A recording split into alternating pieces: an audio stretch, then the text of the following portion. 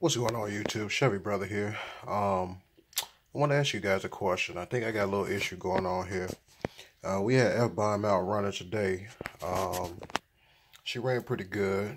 She is a wheelie monster right now. Hence the reason why she's back in the lab for some more, updates and changes and stuff. We got to change a couple things around.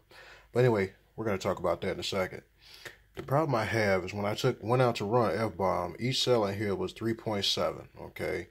Went out and ran it. I forgot I didn't have low voltage detection in this ESC in here. And I took this thing out and ran it, and I think I ran the battery down too low. Okay. My cells in this battery currently are 3.4 each cell. It's a 3S, and I'm showing 9 and some change on the meter here. So when I plugged it in here trying to balance charge it, this is what I'm getting. Okay. And I was wondering, is there a way that I could bring the voltage back up on this safely? Or am I screwed, or what can I do? So, YouTube family, help me out here. But yeah, more on the F-Bomb here. So yeah, I took F-Bomb out. We ran it.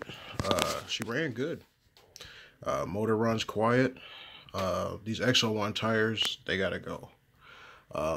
They're too big for this chassis. This thing's a wheelie monster on the street. I mean, even on 3S, this thing stood straight up and it hauled it, As you can see, the gearing is kind of not the best. 20/40, that's actually a 2-to-1 drive ratio if you do the math. The way to figure out the final drive ratio on your RC is take your pinion divided by your spur, that's your final drive. Or, I'm sorry, your spur divided by your pinion. So you have 40 on here divided by 20 here. That's your final drive. It's a 2-to-1 drive ratio. Okay, so the drive ratio is actually calculated like this.